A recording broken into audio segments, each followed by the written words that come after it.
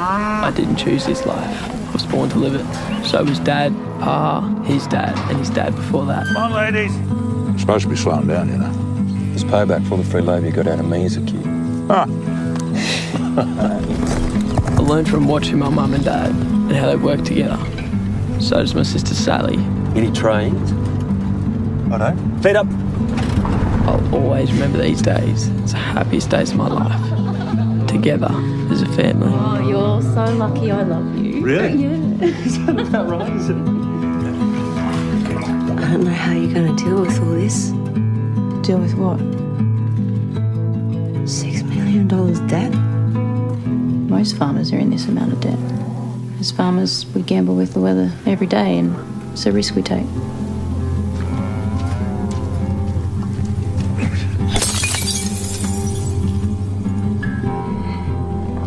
You have no idea what I'm going through. Maybe you should talk to someone. Oh my God, no, I'm fine. No, you're not, Alison. You and your dad's coward. Play a game of footy, all right? Where's heaven? What? Where's heaven? The sky, I think. Can we go there?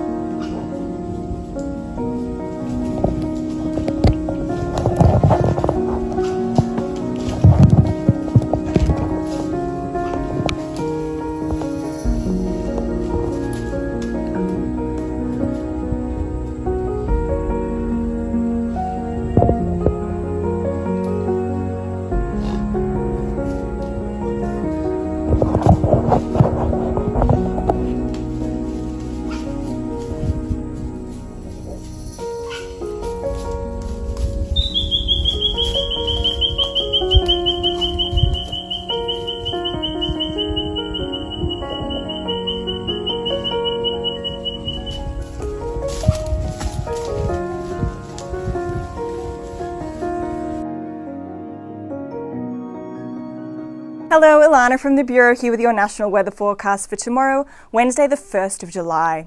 Tomorrow we're going to be watching the second of 3 significant cold fronts move through southern parts of the country. This system will move through South Australia and into eastern states during the afternoon. With this system, we are looking at the risk of some severe weather. We're going to see severe thunderstorms. We have some moderate to locally heavy falls, which will lead to both flash and riverine flood risk. And we also have damaging winds developing about our alpine areas. With this, we have issued a separate severe weather update video, which you can check out for some more details. Elsewhere in the country, we have this low pressure system to our south, extending a cold front which will skirt the southernmost parts of Western Australia, bringing some shower activity to that region. Let's now take a look at each state, and we'll start in Queensland. Now, through the east of Queensland, we're really just looking at some light and more isolated shower activity about the coast, tending a little bit more scattered as it often does about the north tropical coast. Moving a little bit further inland through to the eastern parts of the Gulf and the central interior, it will be dry and sunny. But it's further west where we're looking at this wet and stormy weather coming in. That will be south of about Longreach and west of about Roma. For Brisbane, though, tomorrow it will be 23 degrees and a dry and mostly sunny day. Now let's have a look at New South Wales, which will start off with just some scattered shower activity through inland parts, but that rainfall is definitely going to increase in the afternoon, starting in the west and moving into central and southern parts. Now we are likely to see a band of organised thunderstorms coming through from the west and then tracking towards the east. With that, we have a severe thunderstorm risk. We could see some damaging, even destructive wind gusts. We could also see some large hail with storms. We're also likely to see damaging wind gusts developing about our alpine areas through to tomorrow evening. Now we can see here that with this system, by tomorrow evening, parts of the east are only really seeing some lighter falls. That does include for Sydney, which will see a dry start to the day, but could see some evening showers. It will see a top of 22. Canberra, however, will see a rainy day. It will see a top of 15. Moving into Victoria, where we'll see some scattered shower activity that is going to increase throughout the day as this cold front makes its way closer. We're going to see some widespread rain, increasing about the north and western parts and then extending through to central and eastern parts later. Here again, we have that risk of severe thunderstorms, particularly through northern areas of Victoria. It is going to be another very wet day through the northeast, and once again, we're looking at rain rather than snow. Also through the northeast, we have the risk of damaging winds developing about our alpine areas in the evening. For Melbourne tomorrow, it will be another mild day, and although it will miss out on the wettest weather, we could still see some showers most likely in the evening, a top of 17 degrees. Into Tasmania, where we have this northerly flow bringing some moisture. We've got widespread showers through northern parts, some scattered showers about the west, generally more dry through the east and south. For Hobart tomorrow, a partly cloudy day and a top of 15. Into South Australia, where this cold front is really racing through in the morning, reaching eastern parts through about lunchtime. Now it's with this system that we're going to see the development of this band of thunderstorms before it moves out east into New South Wales. Behind that, we will still see some more shower activity, mainly about our southern coastal regions. For Adelaide, it will be a showery day, particularly in the morning, where we may see a thunderstorm. It will see a top of 16. For Western Australia, in this cooler and westerly flow, we have shower activity along the southwest coast. We will see this next cold front start to skirt in the southern parts of the state later in the day, bringing some more shower activity. For Perth tomorrow, it will be 19 degrees and showery. For the Northern Territory, we have plenty of moisture around, particularly for this time of year. That means we're seeing a bit of an increase in humidity as well as the risk of some showers through the top end and extending through to central and eastern districts. That does include the chance of a shower for Darwin, which will see a top of 30 degrees. That's all for our national weather forecast. If you'd like some more information, please visit us via the Bureau's website, app or social media. Thanks for watching. Have a great day.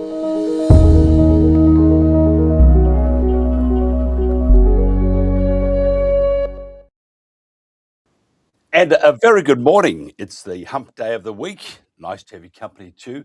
We're on the Gold Coast where the Botox roams free. But it's a beautiful day here. It's beautiful. I don't like cold, by the way. We might be up at the Kosciuszko National Park before I know it. Then I'll know what cold is all about. Funny stories about cold, but I'll tell you one day. Probably not on air. Before we get into our first guest, Aussie farms could be retired to meet a $250 million government land buyback quota. Hello. Now, the federal government has launched its controversial plan to buy 100 million acres of private property to lock up almost a third of the nation's land within 4 years. And you can see then why those on the land have been attacked by government.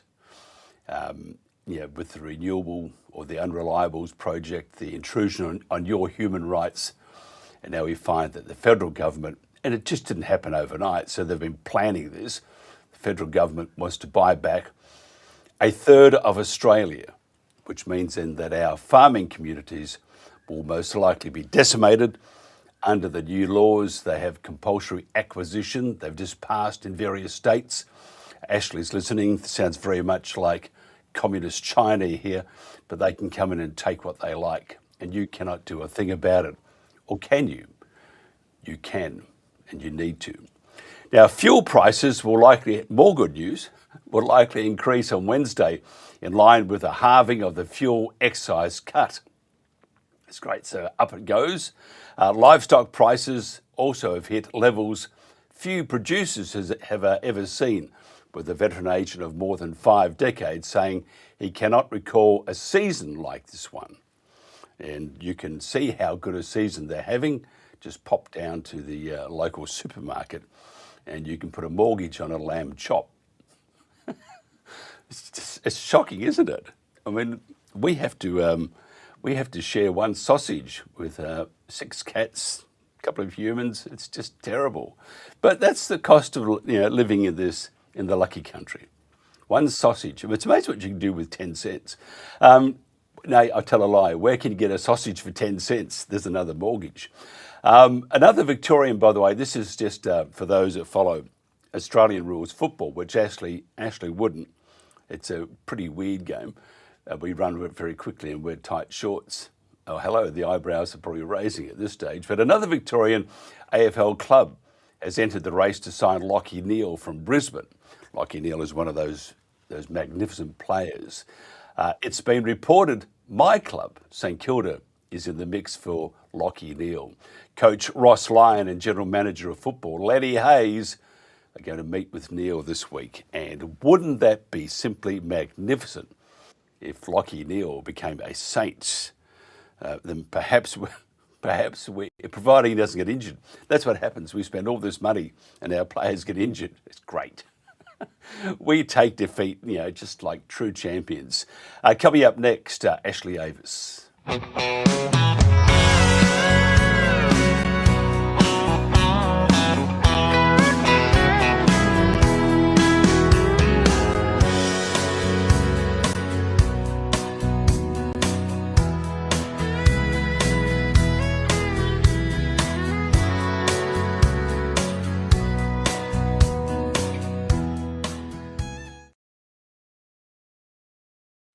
Ashley Avis is doing Australia a great favour.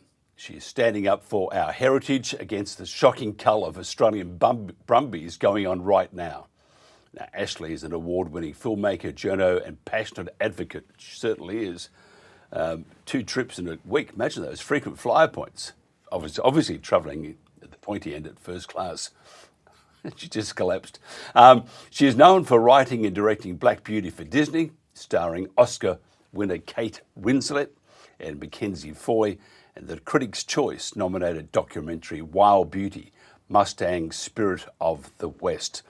In 2020, Ashley founded the Wild Beauty Foundation to bring a bold new voice to wildlife protection through storytelling, education and legislative advocacy. Her work has been featured in Time, Deadline and other major outlets. And in 2023, Ashley received a Special Congressional Commendation. And it's, I've just got to say that magnificent job that the whole international community is now focused on the atrocities at the Kosciuszko National Park. Jack, take note. In addition to filmmaking, Ashley is a journo with bylines in Rolling Stone, where she writes on the urgent need to protect wild horses and public lands. Her passions include developing new programs for WBF, documenting environmental injustices and introducing children to the world, the beauty of the natural world. And at the moment, our natural world is highly unnatural. Ashley, this has been a quick turnaround. Great to see you. It's amazing. I get in, I'm sitting here thinking, I've got a pretty relaxed show today. Our guests cancel and we have you, and I appreciate your time very much. I'm just going to find that video if you don't mind. It was I think we couldn't play it prior to 6 a.m. It's past it now. So I want to play this video. Could you just set this video up for us before we get into the conversation? And probably a warning would also be appropriate. If you could just introduce this for us.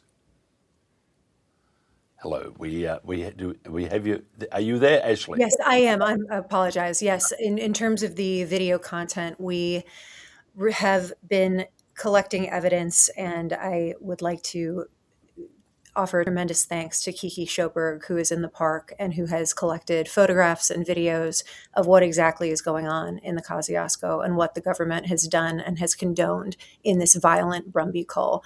These images and these videos are explicit, but they're very necessary to show the world what is actually happening. And so I ask anyone who is watching this, who cares about horses, who cares about animals, and who cares about transparency and the truth, to please have the courage not to look away, because this is the truth about what is happening in the Kosciuszko National Park.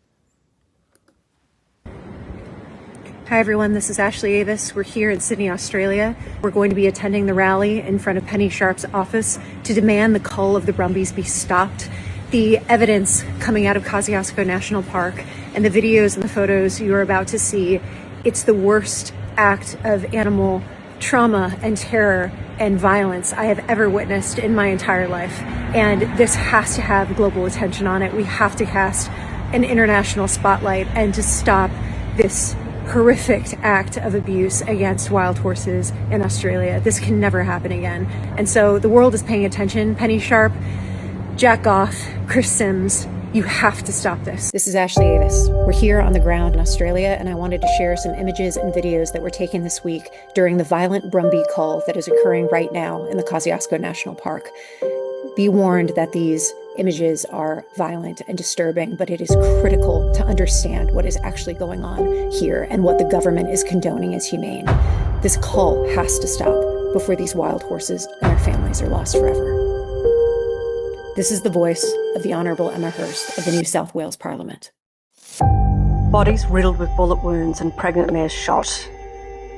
This is the brutal reality of this Brumby shooting program. The government has repeatedly defended this program, but these images show the truth.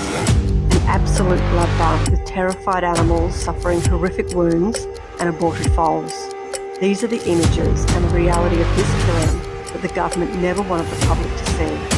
These photos should stop this program in its tracks.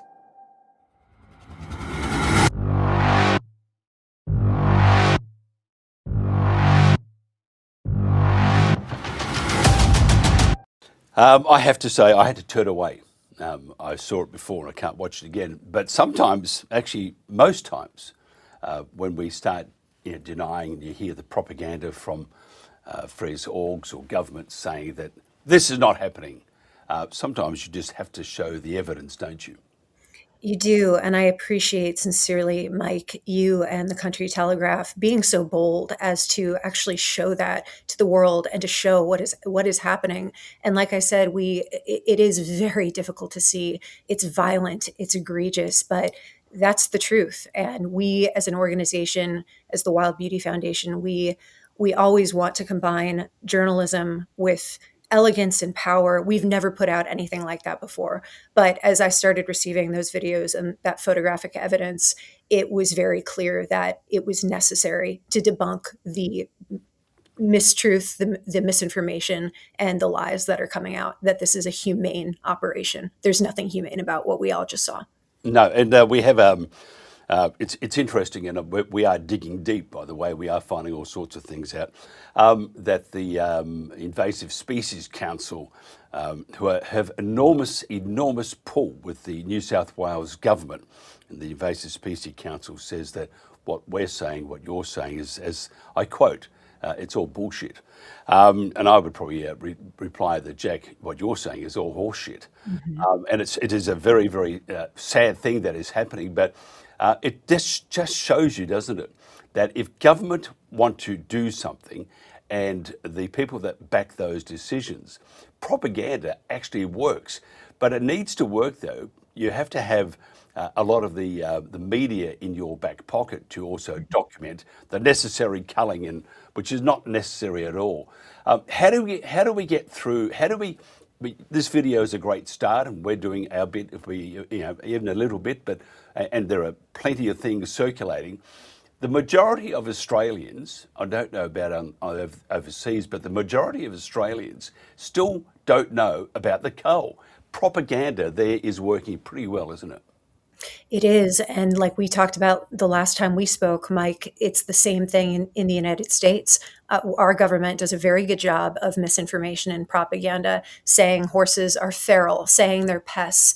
It's that repetitive language that psychologically starts making people look at something that should be horrible and should be egregious and violent and saying, well, I guess that, I've heard this enough times, that must be right. That must be normal. My government isn't lying to me. My government would never condone an operation that is violently traumatizing and massacring wild horses. How could that be? And I think we all have to start standing up and looking at this for a moment, looking at the beauty of these horses and the violence of this, and having the courage to speak out, because silence and inaction is complicity. And looking at the Invasive Species Council and looking at that messaging, you look at the reporting that they're doing and the op-eds that are coming out, and there's this mockery of anyone who is standing up to oppose them, a belittlement of people that are speaking out to say, we'd like transparency. Why would that be wrong to request, to demand transparency? And starting to look at, a leadership that is clearly very flawed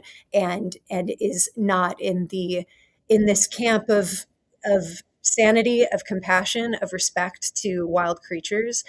We have to look at this and also, tell the Invasive Species Council, Australians, citizens around the world, we're not stupid. The numbers don't add up. And so stop lying to the general public about what is going on in the Kosciuszko National Park. Yeah, I totally agree. Behind us, we've got to pick some horses in the park itself. One of the things that Jack Goff said, he said that we, something. I mean, not the exact quote, Jack, if you're thinking about lawyering up on us, is that that basically it's emotive, and he understands that people are upset, but we have to do this. We have to kill these horses. We've had Peter Cochrane on, who, of course, in good government fashion and good. Almost WEF fashion, they slur before they can provide evidence and a proper argument. They slur the person, and Peter has come under a bit, especially on the socials and from various departments, come under a bit of flack, as we would say. Peter said he thinks there are about 800 Brumbies in the national park. That itself is. They're achieving it because they don't want the Invasive Species Council don't want horses in our native, inverted commas, native wild, parks and stuff, because it doesn't represent the native, the native animals that were there before we were first settled. What it seems is that they want to take us back to the past before the white man got here, so that therefore we have this pristine. Terrain and parks and stuff. And you just heard on the news that the federal government's going to buy back 1/3 of Australia, and they want to convert it back to what it used to be before white men got here. That itself, to me, that one represents what a communist country would do. It should not stand in other Western countries. But if you look at what's happening around the world, we see this intrusion, especially those with a great swing into the left. And there's nothing wrong with looking after the planet, but you also have to do it sensibly, and you have to ensure that you maintain respect, don't you, for your fellow humans. Looking at the cull and looking at what's happened in Victoria, which I don't know if you're up to speed with that, the cull has been very effective in annihilating a fellow Australian, and that's what these horses are. That's beautifully put. And having seen this over the decade that I've been fighting for the Mustangs in the United States, you watch the government attempt to create fact out of repetition, to to put out mistruths and to convince the public that there are X amount of wild horses when in fact there are so much fewer. And from speaking to the locals and interviewing a number of experts down on the ground near and around Kosciuszko, and speaking to people like Peter Cochran, who maintain, as you said, there are not thousands of those horses in the park. And these are the locals that have that intimate knowledge, that are also speaking out to demand transparency on the numbers, but also have ridden through there and have seen how few horses can actually be found. And so we need to listen to that local knowledge. We need to invite those locals to the table to speak out against this. And I do think, just like with our government, they'll claim these massive numbers and then they'll use them to drive the numbers down or zero out, in some instances, herds in the Western US. And I think that's exactly what's happening here. They're claiming these inflated numbers so that they can go in and they can slaughter thousands of the horses. If there are indeed thousands, if there are only 800 in the park, are they going after all 800? Possibly. And I think you're right. I think what they're doing is what they did in the Bogan, not Bogan because that's not a nice word, the Bogon High Plains in Victoria. And there are no horses. They've wiped them out. And some of those were just, I have to tell you, they were unique to that part of the world. So we have then we have the cull in the Kosciuszko National Park. And, the horse is not the only one in the sites of these so-called people. But they would like to reciprocate, and I've read all their articles, read all their stories, read all they're putting out, sent all the press releases. They would like to eradicate the horse because it's not a natural part of the environment. And to prove that, what they're doing in the propaganda bit, I went through a video yesterday of a thing on our ABC. Which had a thing on Four Corners. It's a 1 hour expose on things that are happening in our society, and that was it. I went through all the people that were against the horses. Great photography. Zoom in on a little bit, or just and expand it a little bit. Don't show the rest of it, and show you what trampling is doing to the terrain. So they they extrapolate, make that look like it's the whole park, and then they have these people on, and they were all related in some way. In many cases, they are very close with the Invasive Species Council, so they slant it. And what they do is they show you the emotive side. People, people sitting around having a cup of tea, talking about terrible things. Oh, I love, and then they show you the science. The science says that, sure, we understand that you're going to lose your horses, but what we're going to do is we need to show you the science. And so the whole report is so out of balance, so slanted towards that these people that are saying the horses, and these people have been in these areas all their lives, and they're saying that these people know nothing. We know it all. And you have to look at say, for example, the rural sector in Australia. We have governments doing exactly the same thing. You don't know what you're doing. But to make things worse with the horses and the rural area and whatever, it's leading to the pointy end. And we've seen part of the pointy end now. They're going to take back, at this stage, 1/3 of this country. Now, can I just ask you, I know it's not talking about the horse, but it's all tied up. Have you ever heard of a government saying, we're going to take back 1/3 of this country, including farmland and other areas, and we're going to buy it back? But they have a little in brackets, it says, you have no choice. Have you ever heard of that, except maybe in China? I've never heard of such a thing. The closest thing that, is happening in our country, obviously a lot of turmoil, I'll put it gently there, but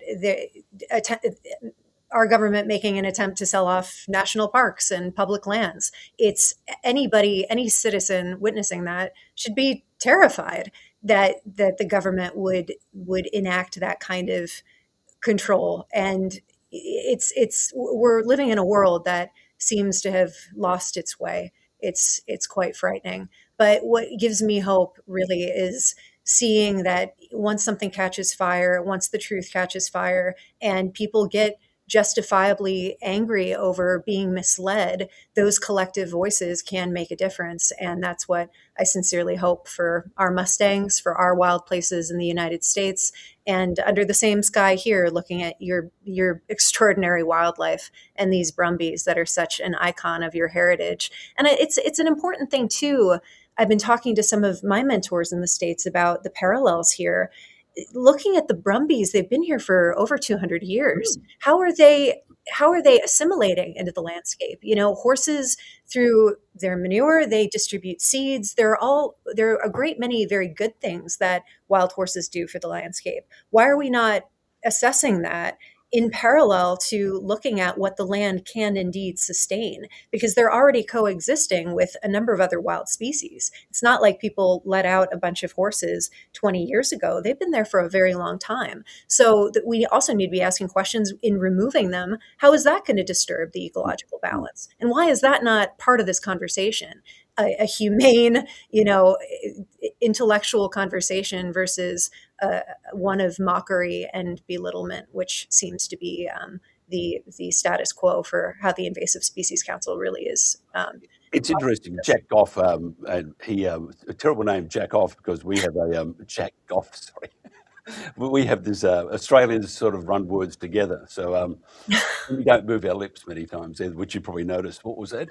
What did you say? Sorry, but I understand because I worked in broadcast in the States, and my first gig, they said, "Love your show, but have no idea what you're saying." But I'm just looking at the sort of lost myself here. That's right. The propaganda they push, and it is absolutely. I find it incredible that we have such barbaric. A barbaric position in our society in Australia because this is not who we are. There's many who don't know, but this is not who we are. Your rally today is going to be very important. I presume Penny Sharp is providing lunch for you guys there? Oh, wouldn't that be lovely to have a civilized conversation? We can all sit down over some sandwiches and discuss, what can actually be done. Maybe some humane management solutions for the horses that don't include gunning them down by helicopters. That would be quite a nice start, wouldn't it? Tell us about the rally, what time it starts and all that, and when it finishes. And actually, so we've said Penny Sharp's office, but I don't know where Penny Sharp's office is. Well, we're about to find out ourselves. We're actually about to go start filming. We're going to be interviewing the Honorable Emma Hurst today prior to the rally, and then we're going to proceed to joining the advocates for this rally, from what we understand, in front of Penny Sharp's office at noon. So we will be updating in real time as we go through our social media channels about exactly where that's going to be. But we'll be filming it, and then we're going to be proceeding with continuing to document events surrounding this cull. Could you, one more thing, actually I could probably do 1,000 things, I mean I talk too much, but why the sudden interest in eliminating horses, not only in Australia but the US and also the UK with the Dartmoor ponies? What I do see, and this is where the disruption to the truth is, what I do see is that it's all about saving the planet. It's all about environmental, with these terrible things. Now, the Poms want to go back to, get rid of those Dartmoor ponies. Well, they're in swamps and marshes and stuff. And they want to go back to whatever they want to do. I mean, I've always thought that we should look after our planet, but this seems to be, and it is also documented by many thousands of journos around the world, that this is heading towards a 2030 agenda. And you have WEF and the United Nations, and that great Klaus Schwab quote: "You'll have no money, but you'll all live in houses or something like that, and get a wage, but you'll own nothing." It seems to be pushing that way. And I look at your president, Donald Trump, who I actually thought was pretty good until he got in, and they're all falling into lockstep. Just quickly, your thoughts on this 2030 agenda. Are we heading to that? Look at what's happening in Australia. It started off with a third. Within 4 years, 2030. It's a collective of governments around the world that want to take away what makes us people. How would you, I mean, and that's getting rid of the horses, getting rid of cats and stuff like that. How do we as a collective say no to that? Because against government, it's very, very hard. We all have our different skill sets, whether you're a writer, a journalist, a photographer, someone who is compassionate, someone who's able to market something in a truthful way. You're an educator, a school teacher, someone who works with children. We all have to figure out what tool do you have to aid to this fight? Because, and the term that we keep, the phrase we keep saying since we got down here is compassion has no borders, compassion for animals, compassion for our wild places. We're going to lose this if we don't do something. And voices and teamwork, especially, that speaks volumes. And we can't be silent. We can't be complicit. And by having the courage, like you just did, Mike, and everyone who works at the Country Telegraph, to actually play the video that we created and launched this morning, to play that, to get people to look, I think we all have to have courage and collective courage to stop these atrocities. And it is frightening, especially with horses. There is something I was actually saying last night to my husband and producing partner about this strange psychology of why horses are targeted. They embody strength, they embody spirit, they're very beautiful animals. And I feel like there's this very bizarre attack on something that represents perhaps what those in opposition to their existence perhaps do not have. And we're seeing this, as you said, in the States. It's happening to the Dartmoor ponies. It's happening here to the Brumbies. And they're a smokescreen for something larger. In the States, for us, they blame the wild horses for land degradation when it's in fact tax-subsidized livestock grazing. You have millions of cattle and sheep destroying the rangeland. The BLM's own data says 70% of rangeland degradation is done not by wild horses, but by livestock. Less than 1% by wild horses in combination with livestock. That's the data in our country. And yet our government continues to say wild horses are feral and they're the ones creating all of the destruction, when their own data says that that's not actually the case. So what is it about the Brumby here? Looking at projects like Snowy 2, looking at other things happening in the park, it's not just the horse creating a problem. Why is there this fixation? To me, it's a smokescreen for something larger. And I'm glad that your team is digging into that, as we are, and a number of other journalists. The truth has to come out here about why this is occurring. It does, and this is we just want to talk about nice things, but I'm finding that the farm sector, the rural area, and the outback, and just regional parts of Australia, they're under attack, and it's like, wow, we walked away from, because we did a program, we had 140 million at least views in the last 12 months, and 20 million downloads and stuff, and big staff, 75 people, and I thought, maybe just sit back a bit and chill out. I was wrong. And I haven't had a scotch for, I think, about a month, which has been terrible. I mean, I've just been so calm and collected. Ashley, if somebody wants to find out more about what you do and just to follow you, how do they do that? Thank you so much. You can follow me at Ashley Avis or through the Wild Beauty Foundation as we continue to put together content and more information to give people the tools of the truth about what is going on, so that they can stand together, stand with us, raise their voices to stop this violent Brumby Cull and hopefully preserve these creatures before they're lost forever. So thank you, Mike, for having me again and for your courage. Always a pleasure, and hopefully we'll see you before you hop on that plane and fly back again. I would love that. You must have permanent jet lag, can't you? A little bit. Where am I? All right, thank you so much. Thank you so much, Mike. This is the Country Telegraph. I'm going to play this clip one more time. It's truthful. It has got some graphic images, but I think we need to see it. The rally today outside Penny Sharp's office. Hello, Penny. We're here to have a chat with you. Is at midday. This is Ashley Avis. We're here on the ground in Australia, and I wanted to share some images and videos that were taken this week during the violent Brumby Cull that is occurring right now in the Kosciuszko National Park. Be warned that these images are violent and disturbing, but it is critical to understand what is actually going on here and what the government is condoning as humane. This cull has to stop before these wild horses and their families are lost forever. This is the voice of the Honourable Emma Hurst of the New South Wales Parliament. Bodies riddled with bullet wounds and pregnant mares shot. This is the brutal reality of this Brumby shooting program. The government has repeatedly defended this program, but these images show the truth. An absolute bloodbath with terrified animals suffering horrific wounds and aborted foals. These are the images and the reality of this killing that the government never wanted the public to see.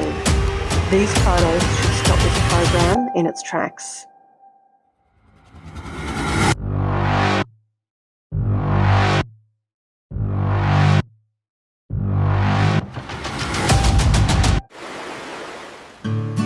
Give a hoot, don't pollute our great oceans. We must remove these garbage wind turbines that threaten our wildlife and fisheries.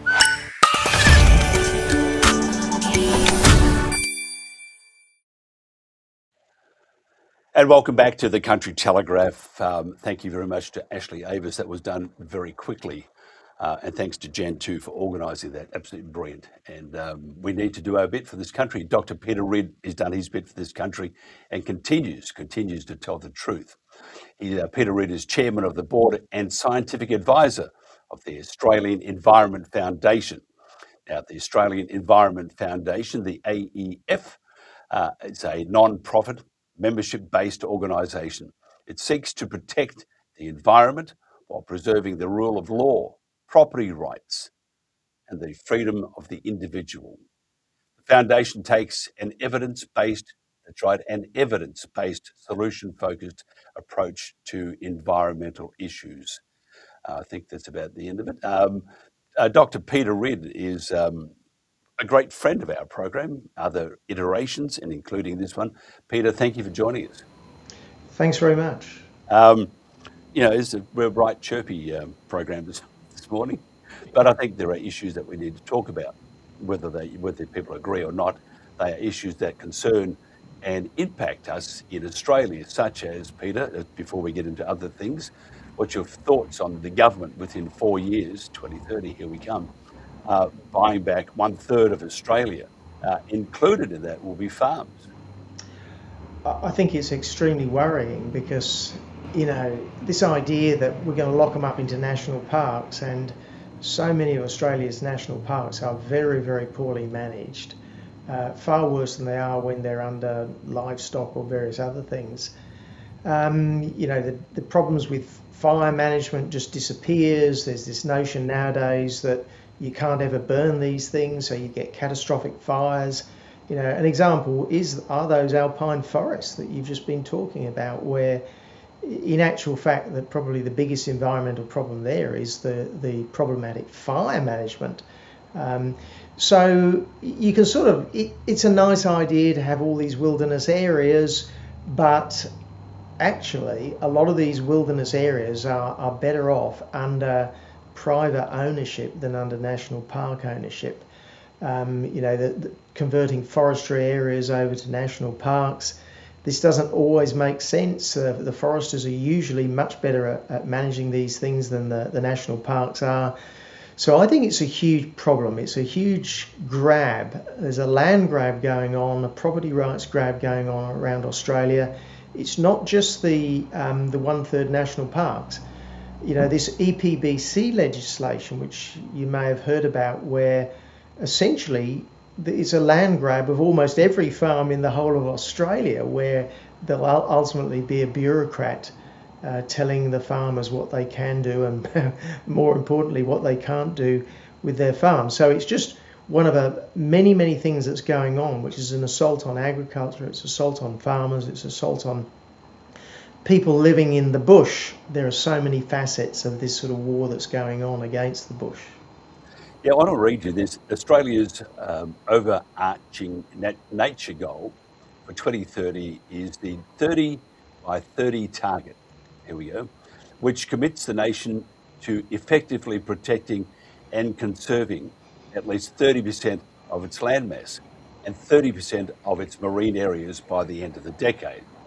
This target is a core pillar of Australia's strategy for nature 2024 to 2030, which integrates international goals after the Kunming-Montreal Global Biodiversity Framework into domestic policy.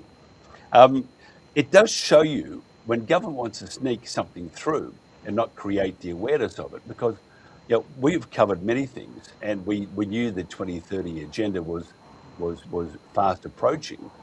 The pointy end was getting here. That's why all the censorship and stuff around the world is coming together.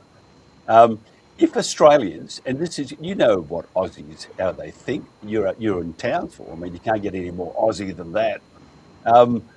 If they knew that this was part of the plan, and it was never really disclosed, it was always sort of not talked about or hidden, as they would say, what do you think the reaction now would be? And they will find out soon. What do you think the reaction will be towards the thought of taking 30% of the water and surrounding water, such as Great Barrier Reef, which you're familiar with, and the land, which will incur buyback? And they can do it because there are many laws now in place which have been pushed through in the last 12 months. They can take your land and you cannot do anything about it. What do you think the approach will be and the thoughts will be in the average Australian, especially in the bush? Well, in the bush, people are obviously very upset, but in the city where, 80 or 90% of the votes, they just simply don't know what's going on. And the transfer to national parks, as I said before, is not the biggest way that land is grabbed. Regulations and red tape and the latest federal government EPBC legislation, which overlays a huge number of extra rules on and incredible ministerial discretion, so that the federal minister is able to have incredible discretion on what's going to go on in just about every block of land in Australia. So they don't even need to buy the land back. If a farmer gets a bit of cash and he has his land converted to national park, well, at least he wins. Nobody else wins, but at least he will win.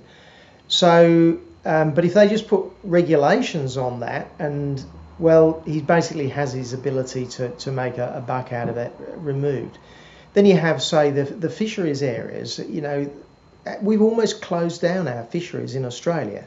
We now import around 70% of the fish into Australia because we've closed down our marine areas. We've closed down our fishing areas. We just closed down just last year the Gulf of Carpentaria gillnet fishery, supposedly to save the Great Barrier Reef. And I don't, just think of the geography here. You've got Cape York Peninsula, you've got the Gulf on one side, you've got the reef on one side, on the other side, and they've closed down the gillnet fishery on one side to supposedly save the Great Barrier Reef.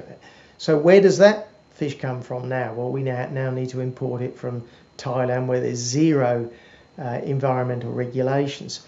So I don't know. The problem is that the average person in the city just does not know what's going on. The idea of national parks kind of sounds like a really nice thing until you realise just how badly managed they are. And then there's all the problems with the, essentially they become indigenous areas in a lot of areas, especially up in Cape York Peninsula. So then they get locked out from people. People basically can't get into most of the areas of the national park. I think if people finally start to realise what's going on, they will oppose that, and also realise that actually a lot of our agricultural areas are pretty well managed, especially the grazing country. They can't afford to allow those to become too degraded. But as I said, most people in Australia, they don't live in the scrub, they live in the city. Yeah, I totally agree. The Invasive Species Council, who I don't think I'll be getting a Christmas card this year, which is quite disappointing. Thank you. You can always buy me a bottle of whiskey instead. Put glass in it, of course. Their website reads like a horror story, and there's a whole bunch of we have to make sure that we get rid of. One of those is all these grasses. Can you tell me? You obviously had a quick look at the website and the things that they want to achieve besides getting rid of the invasive animals, invasive plant life, invasive probably people. When you and I are in trouble, we'll be on the first boat to anywhere. What's your thoughts on? Because we're going to do some panels, which we used to do, which you're familiar with and it's going to be called Forum, of course. We're going to do these panels, and we're going to look at each of the issues. We're going to invite one of their members to come on, and I do hope they do, because we're not going to set them up, but they probably won't. And we're going to discuss all these things and the quasi-scientific approach or the quasi-scientific evidence that's there. What's your thoughts to organisations such as the Invasive Species Council, which probably started from a good place, but at the moment, as Jack Goff would say, it's all bullshit? Well, yeah, I mean, invasive species is a really genuine problem. It's a monumental problem in Australia. Nobody can dispute that. It's, in my view, probably the biggest environmental problem that we face. But you look at some of the things that are going on at the moment, like buffel grass, which is, essentially, is it the most important grass for grazing in Australia? I think it probably is. And they want to declare it as a weed. Now, yes, I can see that in some areas it can be a problem, but it's like the horses you were just talking about, it's been here for a very, very long time.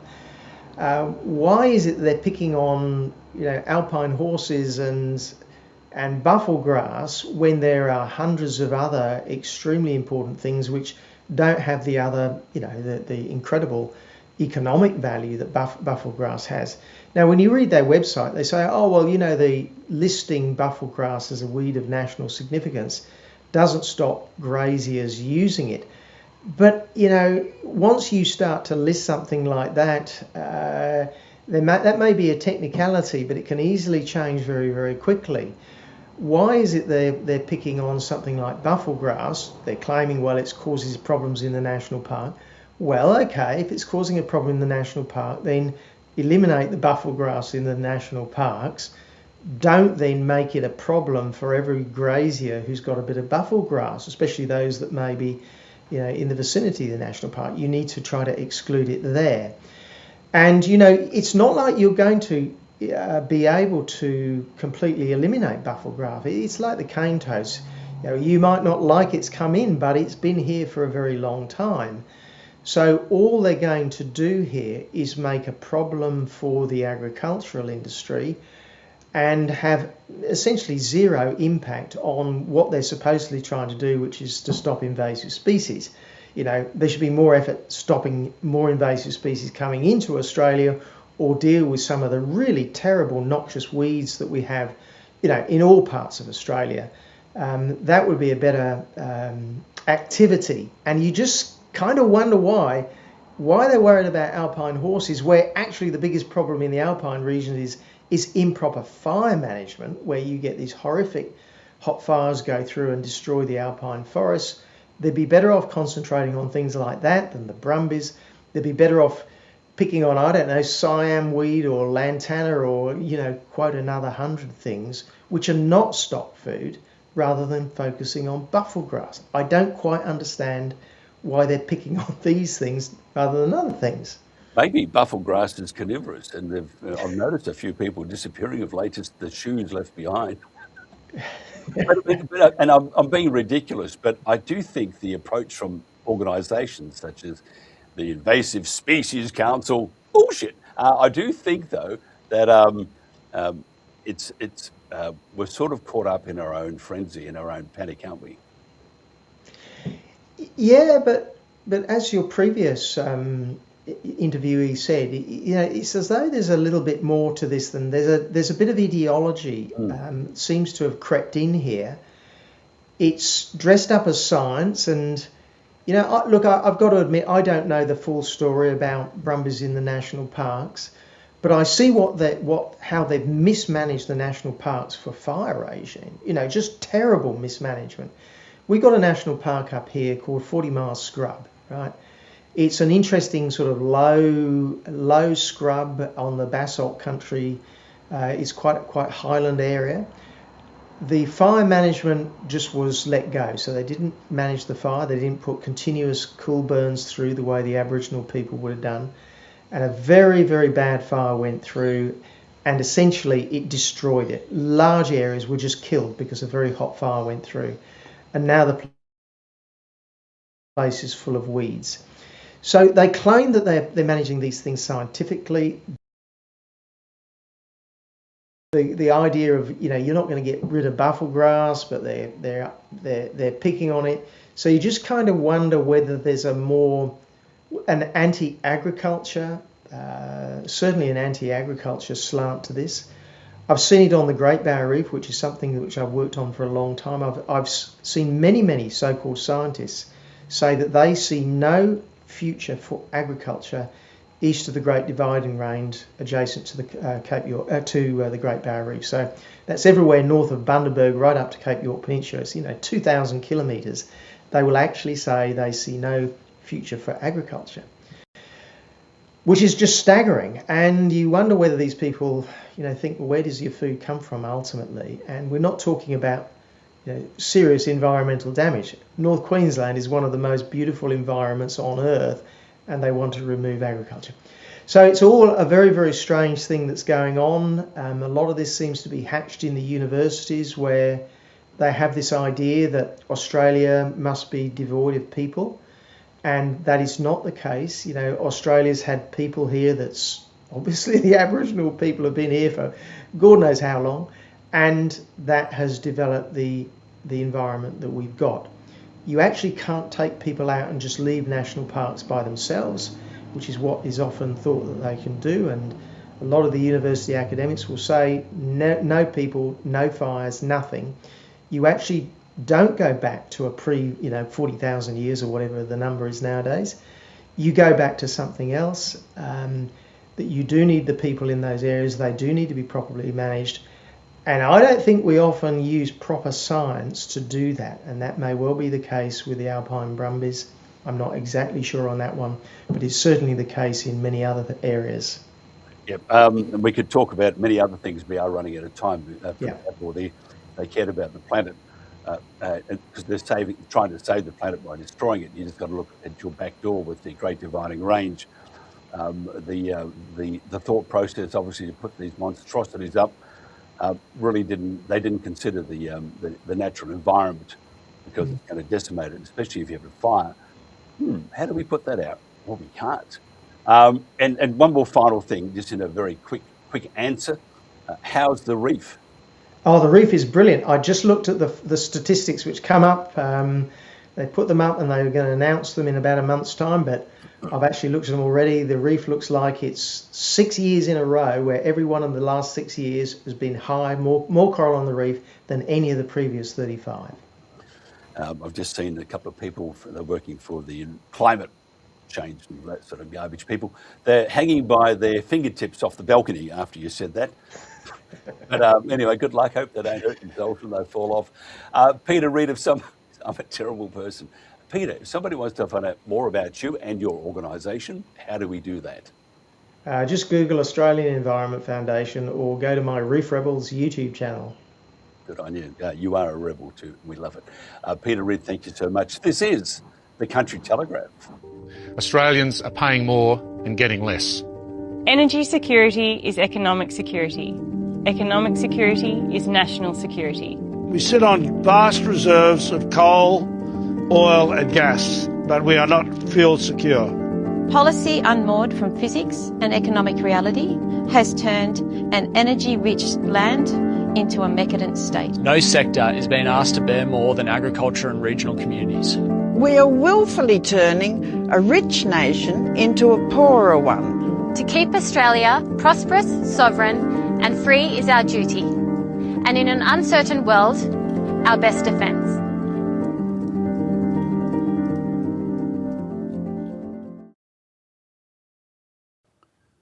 And welcome back to the Country Telegraph. Chirpy program this morning, at least we smiled. But it's terrible. We're going through some terrible changes, and the idea of buying back 1/3 of the land in Australia, which impacts the rural community just to no end. We need to do more. Speaking of that, Aussie farmers could be retired to meet a $250 million government land buyback quota. The federal government has launched, by the way, 250 million is not enough. There must be billion. You can't get that much for $250 million. So anyway, good start though. Now the federal government has launched its controversial plan to buy 100 million acres of private property. That's private property to lock up almost a third of the nation's land within 4 years. So if you think that the rural community, farms and stuff have been under attack by government, you are dead right. And if you're looking at the timeline, we now have a timeline, 4 years. Now, what will change? I wonder what will change in Victoria, for example, if they get a different government. Many of us think that the policies will continue, just different faces. We'll soon find out. Maybe that's if we have a different government. Same in New South Wales. Chris Minns, you've been a miserable failure and an absolute liar, and you've created hysteria within your state's good citizens. The hysteria and the chaos is just exactly what this is what's happening. The chaos it's creating, but it doesn't augur well though for the bush, and neither does this. Fuel prices will likely increase on Wednesday in line with halving of the fuel excise cut, which means it's going to be more expensive. You think it's expensive at the moment in the supermarkets, you wait till 2 or 3 weeks' time. And it means also that the availability to deliver stock is also going to be impacted beyond all belief. Livestock prices have hit levels a few producers have ever seen, with a veteran agent of more than 5 decades, that's 50 years, saying he cannot recall a season like this one. And just go into your supermarket, you'll see why. It's so expensive. Everything's just gone up, and that's because of the fuel. Now, if we have this continuing conflict in the Middle East with Iran and others, the Strait of Hormuz won't be open, and therefore we have a restricted supply of fuel and fertiliser and other goods too. So you're going to see massive increases in prices, and you'll see the country could almost wind down. Yet we're going to spend all this money on buying the country back, putting up those windmills and stuff like that. Now, finally, the most important news is that another Victorian AFL club has entered the race to sign Lachie Neale from Brisbane. Now, it's been reported that the greatest club on the planet, best side ever, never to win a game, St Kilda is in the mix for Lachie Neale. And coach Ross Lyon and general manager of football Lenny Hayes will meet Neale this week. Now, wouldn't that be great? Because we bought so many players last year and they all got injured. Something didn't really work. Okay, if you want to find out more what's happening throughout Australia and St Kilda, by the way, the Mighty Saints, just go to our Facebook page, go to our, X, go to YouTube, and Rumble. And interesting, we are starting to be censored. Why would that be? We're talking about farming. Hello, Ilana from the Bureau here with your national weather forecast for tomorrow, Wednesday the 1st of July. Tomorrow we're going to be watching the second of 3 significant cold fronts move through southern parts of the country. This system will move through South Australia and into eastern states during the afternoon. With this system, we are looking at the risk of some severe weather. We're going to see severe thunderstorms. We have some moderate to locally heavy falls, which will lead to both flash and riverine flood risk. And we also have damaging winds developing about our alpine areas. With this, we have issued a separate severe weather update video, which you can check out for some more details. Elsewhere in the country, we have this low pressure system to our south, extending a cold front which will skirt the southernmost parts of Western Australia, bringing some shower activity to that region. Let's now take a look at each state, and we'll start in Queensland. Now, through the east of Queensland, we're really just looking at some light and more isolated shower activity about the coast, tending a little bit more scattered as it often does about the north tropical coast. Moving a little bit further inland through to the eastern parts of the Gulf and the central interior, it will be dry and sunny. But it's further west where we're looking at this wet and stormy weather coming in. That will be south of about Longreach and west of about Roma. For Brisbane, though, tomorrow it will be 23 degrees and a dry and mostly sunny day.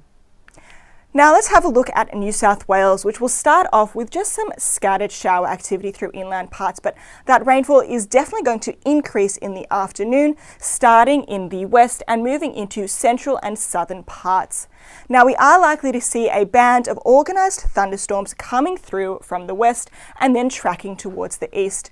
With that, we have a severe thunderstorm risk. We could see some damaging, even destructive wind gusts. We could also see some large hail with storms. We're also likely to see damaging wind gusts developing about our alpine areas through to tomorrow evening. Now we can see here that with this system, by tomorrow evening, parts of the east are only really seeing some lighter falls. That does include for Sydney, which will see a dry start to the day, but could see some evening showers. It will see a top of 22. Canberra, however, will see a rainy day. It will see a top of 15. Moving into Victoria, where we'll see some scattered shower activity that is going to increase throughout the day as this cold front makes its way closer. We're going to see some widespread rain, increasing about the north and western parts and then extending through to central and eastern parts later. Here again, we have that risk of severe thunderstorms, particularly through northern areas of Victoria. It is going to be another very wet day through the northeast, and once again, we're looking at rain rather than snow.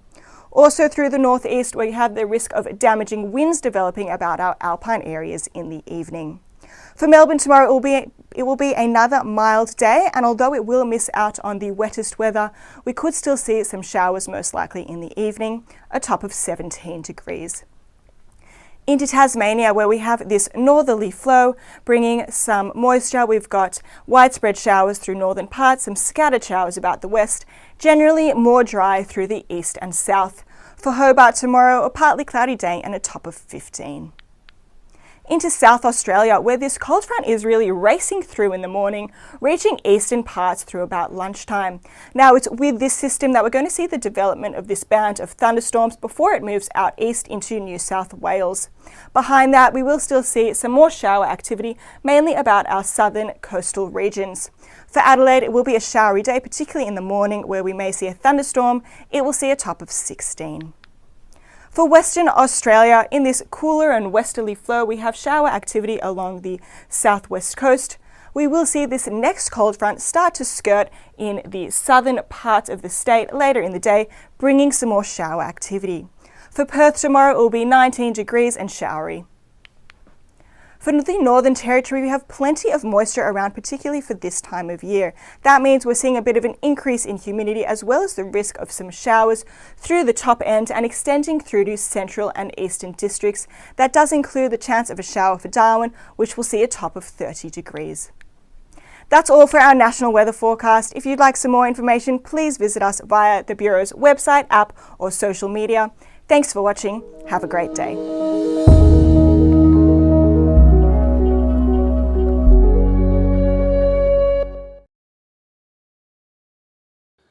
And welcome back to the Country Telegraph. Before we just have a quick chat or a conversation with Ruth Forrest, MLC, sort of play this story. It's a short story of what some of the things that are affecting Tasmania. This is one of them, and I think it's very, very, very inconvenient, will impact the state, and I don't think we need these data centres. It's the new plan that has quickly become the talk of the town. And we're very concerned that it's come so close to approval with so little community consultation. Tamar Valley residents gathered today to discuss a bid by Firmus Technologies to build an artificial intelligence factory at Bell Bay. The community is concerned because they don't know anything about the application. It's a 700-page application which is very detailed. And there's just over a week left for the public to have their say. It's just fair for the community. They've invested in this place. They own property in this place. They live here. They should be listened to. While people here are concerned the Firmus proposals are being rushed through, the Greens are calling for a parliamentary inquiry into a range of issues related to the data centres. Its appetite for energy, its appetite for water, its appetite for land, and indeed some of the implications from a community perspective are profound. They also want to know how the government would regulate them. The rules, the regulations and the laws have not caught up to be able to properly regulate this industry. Firmus also has data centres planned for Wesley Vale in the northwest and at St Leonard's near Launceston. The three sites together would require 400 megawatts of power, about 1/5 of the state's total current usage. The government appears enthused about the prospect of new jobs and undaunted by the energy requirements. It does require a lot of energy. Tasmania has a natural advantage in that space. It doesn't require a lot of water, as I understand. A rapidly growing industry that could become Tasmania's biggest power user. So there you are. perhaps they should consult with the good folk of the areas that they're going to impact, in fact, the whole state, because they haven't also mentioned that the problem with the data centres is they need good, clean water. Okay, plenty of good, clean water in Tassie, but you can't put it back into the environment because the water is poisoned. So what do you do with it? I see if they're on the Tamar River, well, just pump it back into the Tamar, make the grapes taste a bit different, glow at night, that sort of stuff. You can't do it. So where do they put the water? And the energy is another problem too. So maybe that big thing, the Marinus link between, I think, Tassie and the mainland, maybe what they're doing is they're running an extension lead to Victoria, plugging it in and providing some power for Tasmania. Ruth Forrest, MLC, was elected to the Tasmanian Legislative Council in 2005 for the seat of Murchison. She is the first woman to hold this seat and is Deputy President and Chair of Committees. Ruth Forrest is a vocal advocate for Northwest Tasmania and regularly visits all parts of her large electorate. Ruth, thank you for joining us. Thank you, Mike. It's a pleasure to be here. What's happening to your state? Well, there's a lot going on at the moment, Mike, I think. And as you rightly stated, there is there's been approval to build a new interconnector, or large extension cord, as you called it. And that is to connect the national electricity or energy market, which includes all the eastern seaboard to Tasmania, by a second cable. We've got one cable now, Basslink. This will build a second one. Basslink has a life left, but not a long life. And so part of this is as a security measure, I believe, but it was being sold to Tasmanians as part of the battery of the nation. We're going to save the mainland during the energy transition that needs to occur. And this is going to be our way of making lots of money for our energy generator, Hydro Tasmania here. But when that whole estate business plan was put in place, or actually worked on by the government, it did not factor in data centres. Now, this is all new. They've come from the members of the public's position, really. They've come from nowhere. And suddenly here we are being faced with 3 large data centres with an enormous energy requirement that wasn't factored into the business case that was for Marinus Link. And we really don't know how much water, what happens with the water, as you rightly said, afterwards. We heard it's less than some data centres, but what does that mean? It means nothing. Yeah, it's interesting, isn't it? And it's the devil is in the detail. Always. Don't worry about that. And you've got some other issues too. I mean, your government seems to be wanting to move in a particular direction. I mean, money's not an issue. You got that AFL stadium, which they commit to, don't commit to. I have no idea what stage they're at. Or public like the idea, and it's not going to be a real big stadium, but it's going to still cost a lot of money. Your government at the moment, does it have a secret plan? Is it going to rob a big bank or something? How are they going to pay for it? That's a good question, Mike. But our state is in a world of financial pain at the moment. We have more debt per capita than any other jurisdiction. If you compare like with like, we are the worst in the nation of all the states. So we do have a massive challenge. And there's the arguments always made about capital expenditure is different from operating expenditure, and that's true. But if you're borrowing so much for your capital expenditure that you have limited capacity to pay the interest is money that could have gone to delivering services, but is being having to go to spend on interest repayments. So the state, look, Tasmania is a football state. We're a foundational AFL state. Pretty much everyone in Tassie loves their footy. We all do. And I'm not a Saints supporter, Mike. My dad was. I'm a very sad and tragic Blues supporter. But we have a struggle like the St Kilda does. But that said, AFL is really important to us. But the stadium's going to cost us over $1 billion. Who knows how much? They're still in the process of going to request for tender. I chair the Public Accounts Committee, which is looking at this matter at the moment, and we're still waiting to see how the government are going to allegedly meet their price cap that they promised some members in our House during the debate to get it across the line. But we are in a world of financial pain. The Marinus link proposal was supposed to be a bit of a saviour for us because hydro was going to make so much money.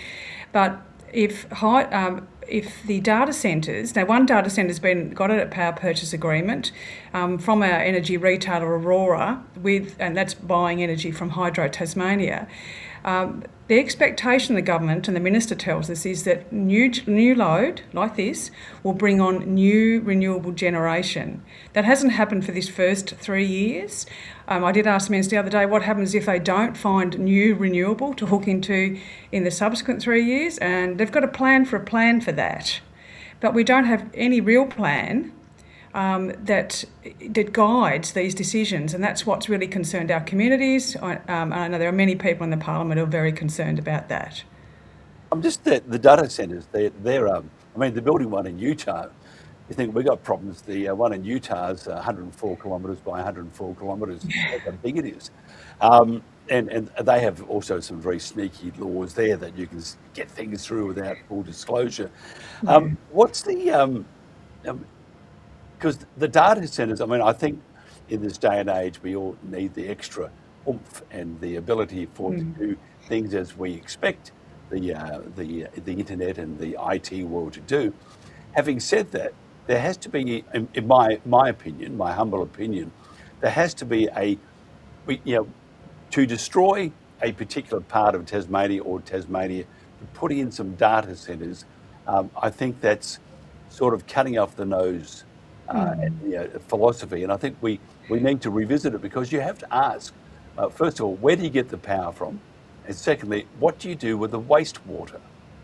Yeah, and it's actually a bigger problem for Tasmanians, particularly in our rural areas, Mike. I think we all rely on data storage, and we will increasingly use AI. I'm not saying we shouldn't be doing this at all, but we need to do it in a structured and planned way. If there's new renewable generation that needs to be brought on by these new data centres, a new load, then that requires often new generation and new transmission. And this is one of the things that's affecting our rural properties in the northwest of Tasmania, is that the large new transmission projects that will need to be built. So that goes across rural land, where there's the whole of the northwest coast where the Marinus link cable comes in is rural and agricultural land, and so you can't run centre pivot irrigators under these big transmission lines. And then there's the water argument. We know water's precious, and yes, Tasmania has got a lot of really great water, but there is competing demands for it. We have a very high level of agriculture that requires water, and most of it all of it falls from the sky originally, and we do have a good rainfall. But there is other demands. There's hydro uses water to generate power. We have the irrigation programs that are all through and actually enlivened some parts of our state that weren't good for they're just good for pasturing, grazing, but now they're good for other growing of crops, etc. And so there's a whole range of challenges, including what flows from these decisions, not just the building itself. So it's the transmission lines, it's the extra generation where, what is it? Is it new wind farms in sensitive areas? We've got some pretty sensitive coastlines here with a lot of migratory birds and that sort of thing. So if we're talking about bringing on 400 new megawatts of energy to support the data centres alone, that's nothing else. No decarbonisation of our transport sector or our industrial sector. It doesn't count for perhaps hydrogen or other things coming in into the market as well. And the Marinus business case relied on 800 megawatts of new renewable on the island to make that stack up. So that's a huge amount of new renewable that needs to be built on the island for hydro to make the money we need for our state. They're a critically important business for our state. And of course, the consumer or the good folk of Tasmania will become second-rate citizens in many cases, because first choice will be make sure that these centres continue to operate, because you can't turn them off and on all the time. The other fallacy is that it creates jobs. It may create some jobs building it. Once it's running, you need a man and a dog and probably a cow to maintain it. So it's not going to create any long-term work, is it?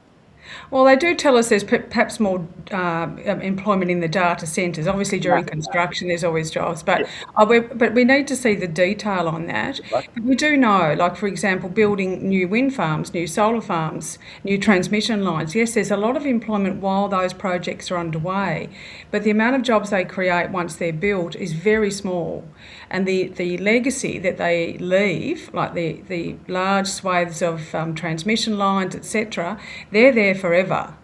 And they can limit the use of our land that sits in and around those transmission lines. So it's a much bigger picture, and we've got to look at the big picture, not just the fact that yes, we want data centres, we want the benefits of using AI, but what does it mean? Where's the plan? And the best we've got out of the minister is there is a plan to develop a plan.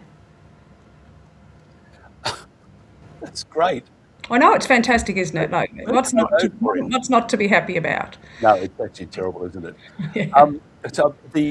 So where do we go from here? Because these things are like, I always say, it's like a slow nuclear bomb. It goes off and it's very slow, but it does explode and it does decimate.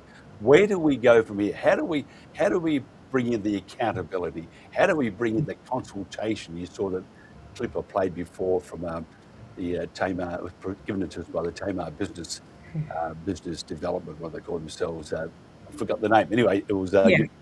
Where do we get the consultation with the communities? Where can we get the full disclosure? Because these, once you build them, it's done. That's right. Yes. Yeah, and I think you're right, Mike, that it is incremental. Like you get one, the first one's sort of been approved and is under construction before anyone actually sort of seems to know what's happening. And they've got a power purchase agreement with our own energy retailer and energy generator. And so suddenly it's all happening. It was sort of done with a lot of secrecy, or it appeared to me to be. It certainly wasn't an open and transparent process. Now, they're a private company and, they're not a government-owned entity, but they are interacting with our government-owned entities. And I know we've had some real challenges at times getting information out of certainly out of the private entities, but out of the government businesses, etc., related to these matters because it's all commercially sensitive. So it is an incremental thing. We need to be very aware of that. So what we do need is the government to actually really work with the community to look at what is it this state needs, what are we happy to accept, and how are we going to deliver that in a way that doesn't put up our power prices. And we know that with Marinus Link, power prices will go up. The claim is that will go up less than they would have done without it, if it hadn't built it. I'm still sceptical about that. Interestingly, today, Mike, Basslink becomes regulated. It operated very differently prior to that. I've written about this on my website if people are interested in it. And that will give us some indication of how Basslink will operate as a regulated link and how Hydro, our generator, will make money or not in that, acknowledging that at the moment we've got a very full dam, so they've got all the water they could possibly need at their disposal to sell into a high price market should and when it occur. But there's all of those things that are happening at once.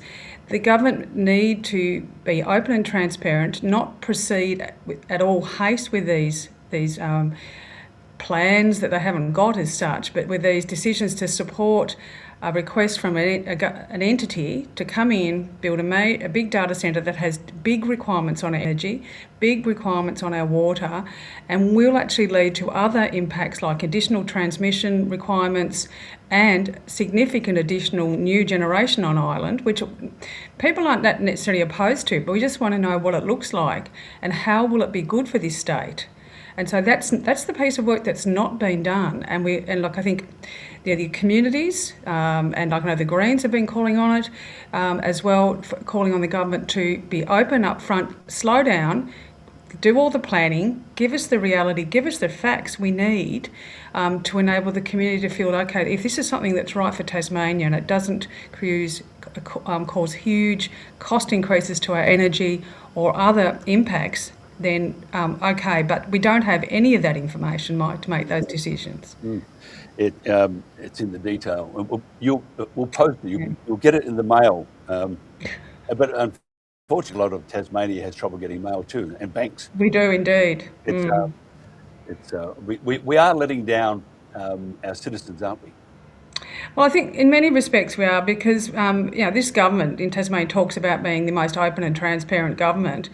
I mean, if you've watched the Tasmanian Parliament and the state in the last 6 months, you would see it's anything but that.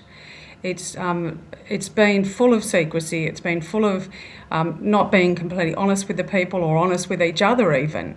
And we've got ourselves into such a financial difficult position, and that's been over the last 12 years since this government's been in power.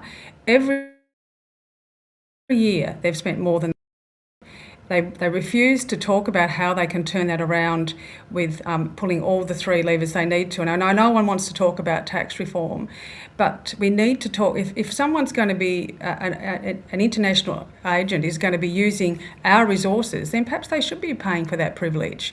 You know, there's a whole range of ways we should talk about this, but not even talking about it means we can't have an adult, grown-up conversation about this and look at how can we get our budget back on track so that within the services that people need can be delivered.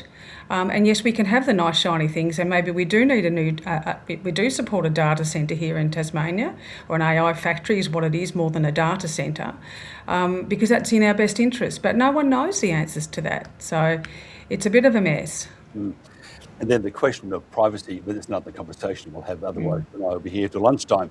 Privacy, I mean, where does our data go from there?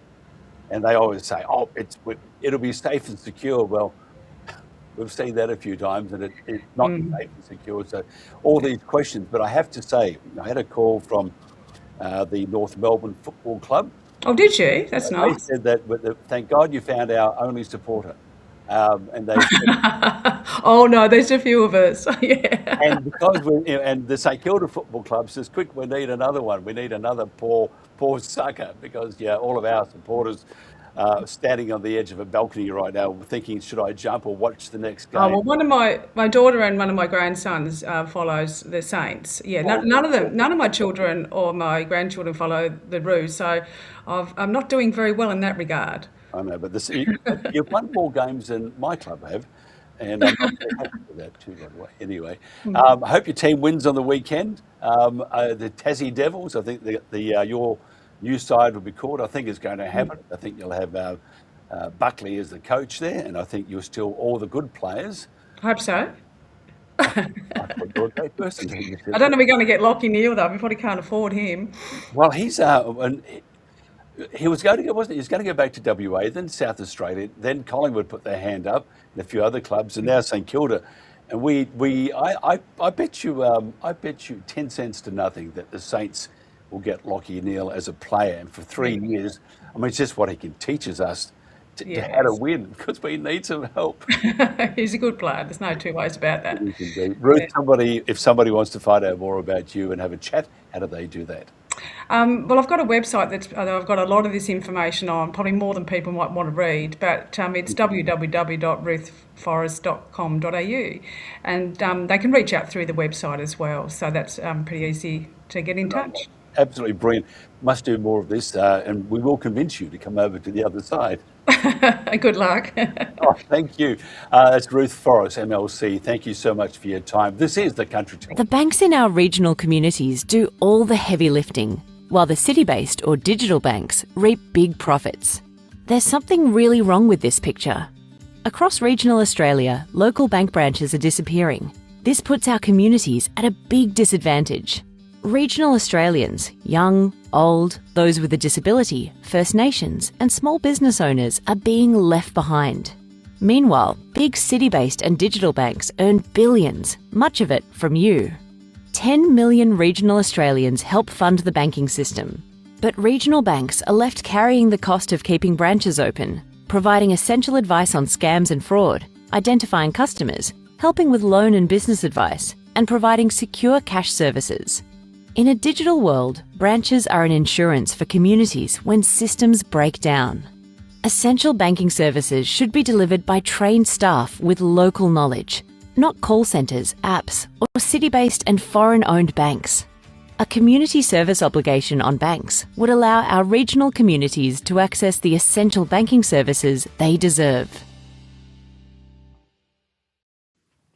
This is the Country Telegraph. Magnificent pic behind me. The Brumbies, don't forget, at Penny Sharp's office today. There's a bit of a conflab at midday, and like to be a fly on the. Actually, it's outside, so you can't be a fly on the wall.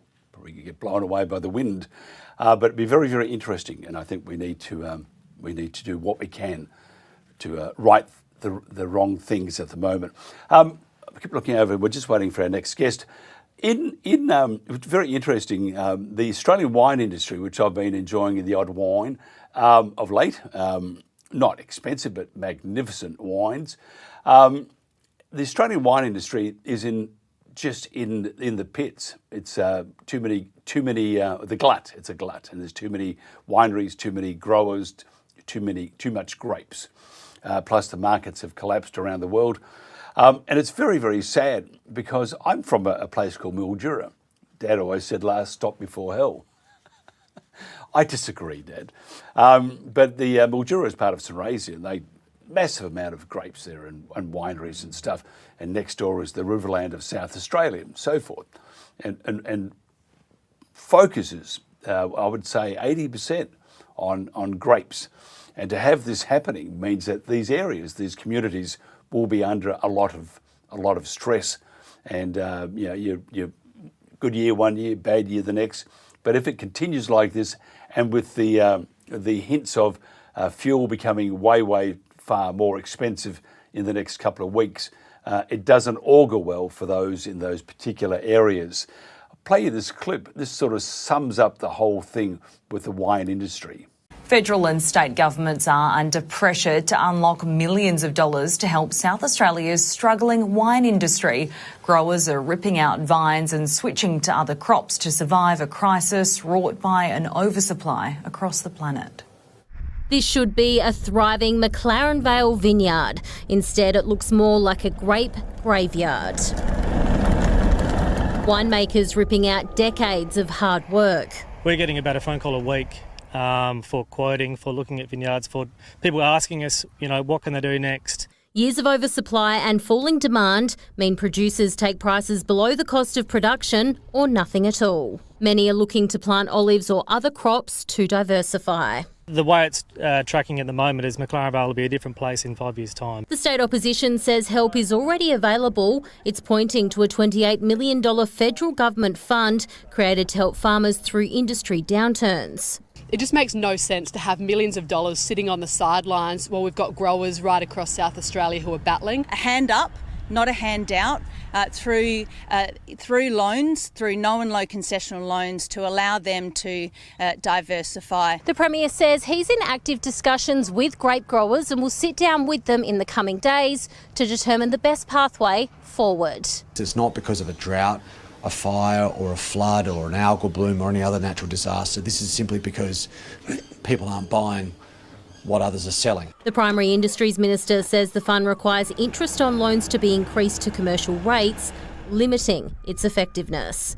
Across Australia, communities are coming together to host screenings of Just a Farmer.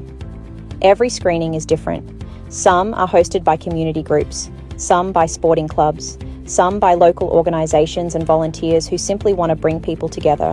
What they all have in common is connection, a chance to check in, a chance to start a conversation, a chance to remind people they're not alone. These screenings create space for communities to come together and have conversations that matter. We're always looking for communities who would like to host a screening of Just a Farmer. Could your community be one of them? Let's start conversations that matter.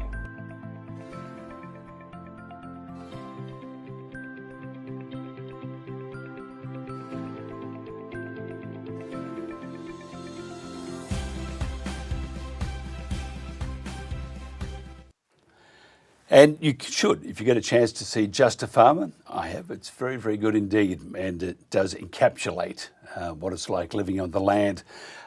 Shortly we'll be talking to, hopefully, Tabitha Badger, MP, the Greens member for Lyons in Tasmania. Tassie is, it's sort of on the tip of the tongue of some of the anomalies that are happening to the good folk of Tasmania, as with the rest of Australia too.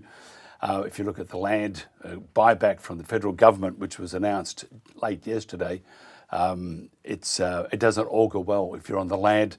The Marinus disaster is how one farmer calls the Marinus link. G'day, Wade Rockcliffe, 4th generation farmer, Sheffield, northwest Tasmania. I'd like to thank and congratulate you farmers on the mainland for what you're doing. If ever there's been an example of Australian mateship in this country,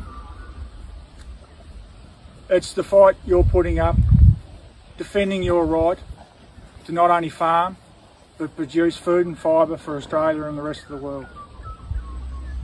Unfortunately, here in Tasmania, we're a bit further down the track, and I've been served notice for compulsory acquisition by the state government. It's a fight I've been on for 7 years, and my farm lays on the corridor for a transmission line that's part of the $6 billion Marinus link build. And there's no beneficiaries down here, only foreign-owned wind farms that are going to set up shop all over this state and get free use of the billions of dollars of infrastructure that we build, so they can sell their power into the national grid and make hundreds of millions of dollars of profit. There's also the AI data centres our government's got slated for this state. One's already been built, and it's going to use a third of the state's energy capacity, and it's probably only going to create a few security jobs in the long term. And then of course there's the automated hydrogen manufacturers our government wants to set up in our deep water ports, so they can put our energy, our beautiful clean green baseload energy, on a ship and send it to the other side of the world where it'll create jobs there. The only thing Tasmanians will get out of this is a doubling of their power bills. And that's not just my opinion. That was written in a report by Deloitte Accounting on behalf of the Tasmanian State Treasury. And you know, as a farmer, you'd like to think we all care about the environment. I know I do. And this development's going to mean we're going to cop wind farms, foreign-owned wind farms all over the state. And they're going to do massive environmental damage. And one of them in particular is a Filipino-owned wind farm that Murray Watt has approved for Robbins Island on our northwest tip. It's an island seen by the rest of the world as a precious migratory shorebird habitat. You know, if there's ever an example of something close to drilling for oil in Antarctica, that development is it. And then of course you've got our endemic wedge-tailed eagles, of which parks have said there's only 300 nesting pairs left. The wind farms we've got in this state have already documented 32 kills. You can only imagine what the dozens more wind farms are going to do to those birds. So I just hope that we take a little bit of common sense in this country and stop this madness, so these old girls and their progeny can keep raising calves on this farm for years to come, for generations to come. And once again, I'd just like to thank you good people on the mainland for fighting back and making the rest of Australia aware of what's going on in our regional communities. Thanks very much.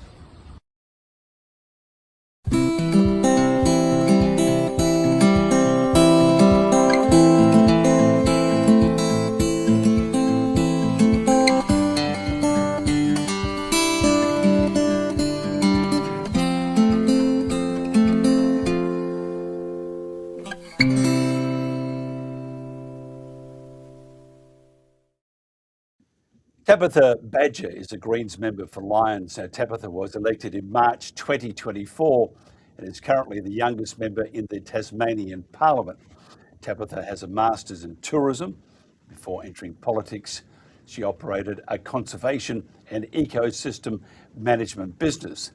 Tabitha is the former chair of the Wilderness Society and director of the Restore PETA campaign.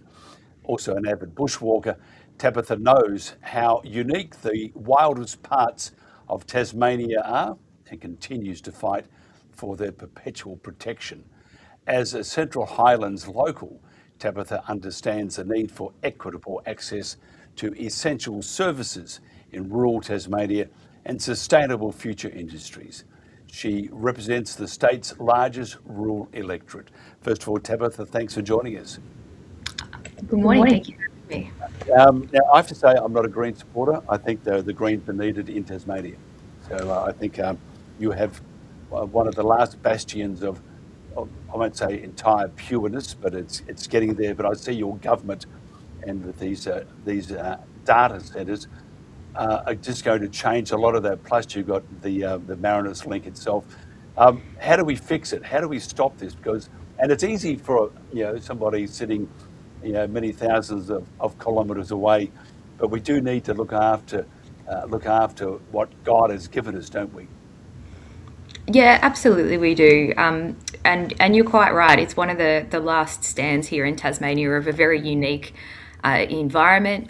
Ruth Forrest, your guest from before, talked about the magnificent shorebirds, the migratory birds that we have in Tasmania that are under threat from some of the wind farm developments, like at Robbins Island. We've got birds that fly over 13,000 kilometres from Alaska to right here in Tasmania. That's incredibly special and something we should be protecting. And when we're seeing this unregulated expected growth of AI data centres in the state, we know that they're going to need enormous amounts of new renewable energy to come online. So the question is, what are those projects going to be and where are they going to go?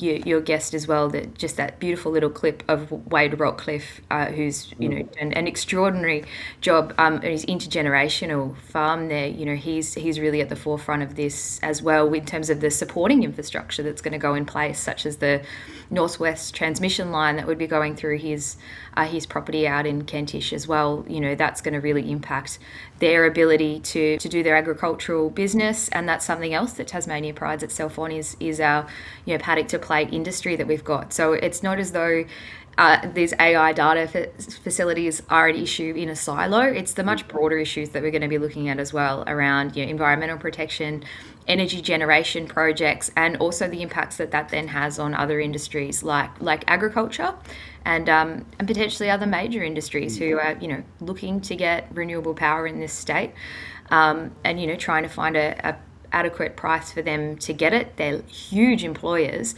and yet we're seeing data centres come online here who have been able to get 15 to 20% of our state's power is what's forecast for just 3 sites for an AI factory, with very few jobs coming back for the Tasmanian community. They go on about the jobs. It's not going to be, except when you build it. But after that, you have a man and a dog, and in Wade's case, a cow, and that can actually run it. Wade, by the way, he looked just broken, and that's a very sad thing to see. I mean, he is a proud Tasmanian, and he is correct. The majority of farmers do appreciate the environment, because if they didn't, they wouldn't have a business at all. You want an inquiry? Tell us why. Yeah, absolutely. It's not a unique Tasmanian issue either. The rapid growth of AI and data facilities rolling out across the world is something that's come as a great shock to a lot of communities, which is why we are seeing that social license pushed back around the world. But particularly because this rapid pace that we're seeing them popping up across our communities has completely outpaced our regulatory and legislative processes. So we don't have anything outside of the existing Tasmanian planning scheme to assess these projects against. And these are a very distinct type of development. So they do solicit something that is appropriate for them and their unique qualities. We need to be looking at the justification for providing the amount of power that we are to these centres. We need to be looking at and better understanding, how waste is proposed to be treated in some of these centres, and, in some what is a fair water allocation. But what's the best practice for those? What's actually the best fit for Tasmania? What does the Tasmanian community see as an appropriate scale of AI and data centres across our island? An inquiry can assess all of those different things. It can look at regulation, legislation, really assess, should there be some kind of parliamentary oversight, like a vote, if we're going to provide, say one individual company with 15 to 20% of the state's power? Should that then go through a democratic process? So through their elected representatives, the Tasmanian community can have a say on this. These are public resources, our energy and our water, so the community should be having a say, and up until this point, they really haven't been able to, which is deeply, deeply concerning. So a parliamentary inquiry could be just one avenue for the community to help have their say, but also to help ensure that we can have really the best practice and the most appropriate scale of AI factory or data centre in Tasmania. Certainly we've got some very small proposals that have popped up that have been okay with the community. They're perhaps in an industrial area, they're not near suburbia, they're not consuming huge amounts of power and water. But when these bigger proposals come up and the community only find out about them through a development application to the council, it understandably comes as a huge shock.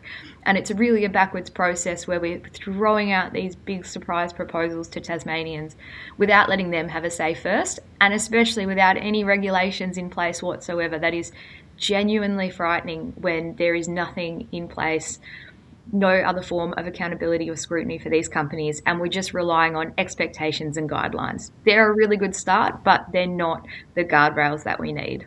So what's the next step?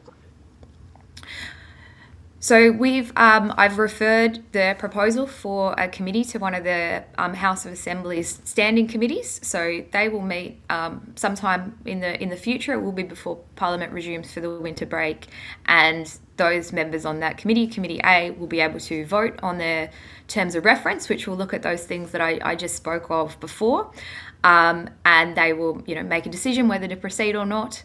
I firmly believe that we will be proceeding with it. There's certainly widespread support from the crossbench that we have here in the Tasmanian Minority Parliament, with people that are deeply, deeply concerned for a variety of reasons, from power allocation through to possible unforeseen health implications for local communities, the distance of these communities from suburban areas versus how we protect prime agricultural land from having these data centres pop up across them as well. So we're just got to wait for the committee to meet and vote, and then it will be, hopefully, all being well, up and running. Yeah, and I understand why government wants to have these projects, because they want the state to move forward under their interpretation of moving forward. But do you think they've actually thought this thing through? A couple of the things that especially with data centres, and that they're in another life, we also studied these with another program, which is way more radical than what we're talking about now. So we've mellowed it out a bit. But if you look at the claims of increasing employment, no, it doesn't. Look at the environment. First of all, the water. What do they do with it? Because at this stage, the majority of data centres, they need clean water to cool. And then what do they do with that clean water? Because you can't reuse it. And the next thing is the energy required to keep these things running, and it can't stop. Now they'll have backups, of course, which are diesel, and those diesel generators will keep going when there are blackouts. But the most important thing will be to keep these data centres running. Otherwise, they'll end up pulling out or suing the state or whatever. Because I suppose part of the contract is to make sure there is a continuous supply at all times of energy and water, of course. Where does it leave the locals? Whether you're a farmer, or whether you're on the land, or whether you're in a community, in a township or a city, which gets first dibs for the energy available? Of course, it's going to be the data centre. That must be of concern to you also. Yeah, absolutely it is. And you touched on, the backup power and the diesel generators that these centres have. What we've seen from 2 centres that have been proposed in northern Tasmania at the moment is a couple of hundred backup diesel generators. And a question the community have, this is a proponent that's come in that wants to be, brand themselves off Tasmania's clean and green energy, and yet we've got all these backup diesel generators, which, to ensure that they're mechanically sound and functional should there be a power shortage, and they have to be rolled out. How often are they going to be run? What's the noise implications of that? That's obviously going to be further emissions than how clean and green really is the AI factory. These are all very important unanswered questions, and as you say, once the centre's on, it's on. So that power has to continually run to it. What happens if there is an energy shortage here? What we have seen the Tasmanian government say is that they completely expect any proponent that's coming here with a new AI factory or data centre, they're going to supply their own renewable power. So that, interpretation of that is a brand new renewable energy supply. And, as your previous guest, Ms. Forrest, touched on as well, where does that then go? Certainly the companies that are coming in here have got a long way to go to build trust in community. Really sprung these huge centres upon them, and they haven't done new renewable project that we're planning to set up. This is where it's going to go. This is how much energy it's going to create.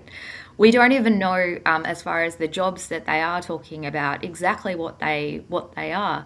Certainly, the proponents coming to Tasmania are saying, between 50 to 100 jobs for a 100 to 300 megawatt centre, which is a lot more employment than other centres that we're seeing pop up around the nation. So it'd be fantastic if they did bring that much employment, but what are those jobs? Where's the guarantee that those jobs are definitely going to be, for example, in Tasmania, and they're not going to be in the company's headquarters in Singapore doing some sort of tech work over there? We really need some really firm information, and all of it should be transparently available to Tasmania. We are the ones, our community are the ones providing our public resources, our water, our money to these centres, and yet we have no proper understanding or availability of information readily available to the community to answer those really critical and fundamentally basic questions. Interesting that when elections come around, we will be more transparent. And it's not, Tassie's not just alone there. I mean, the entire globe.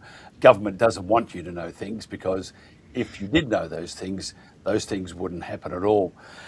Just quickly, if somebody wants to find out more about you and how they can be part of maintaining such a great state, how do they do that?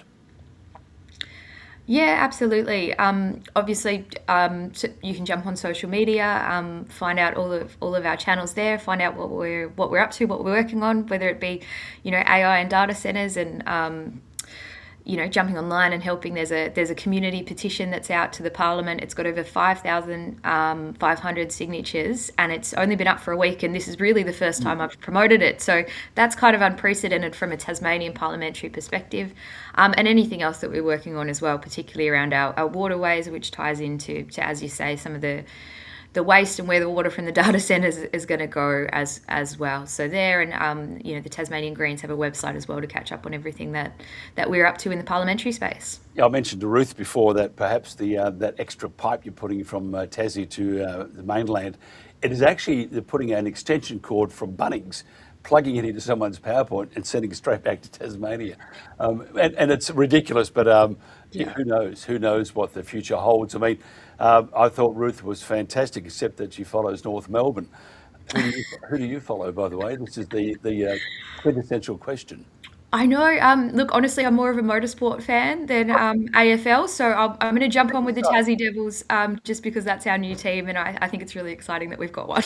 By the way, St Kilda being a magnificent family club, we appreciate all green things, and if you wish to join us, we'd have you in 5 seconds. Great. I'll keep that in mind depending on how the Tassie Devils do. Tabitha, thank you so much for your time. Really, really appreciate it. Thank you. This is the Country Telegraph.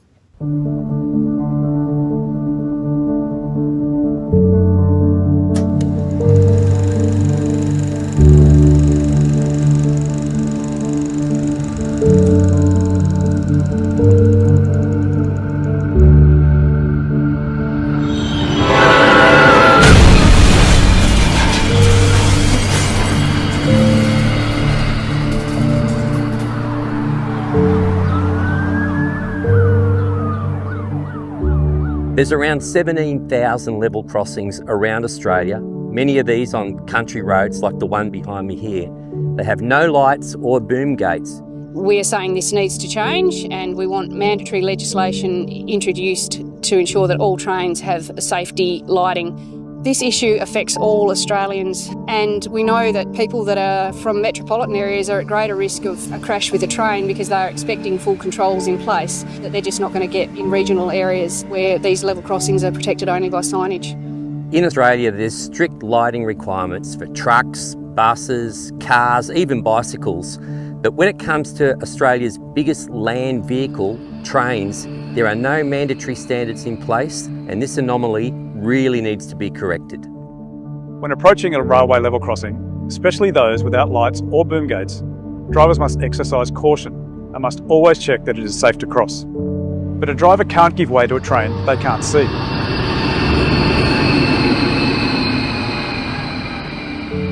The rail industry is very profitable, powerful and protected. We have a unique situation where the Rail Industry Safety and Standards Board is owned and controlled by rail operators. So they have the power to put commercial interests before public safety. By law, trucks must have marker lights that clearly show their full length, width and height from every angle, day or night. If a truck doesn't meet these lighting rules, it can't legally be on the road.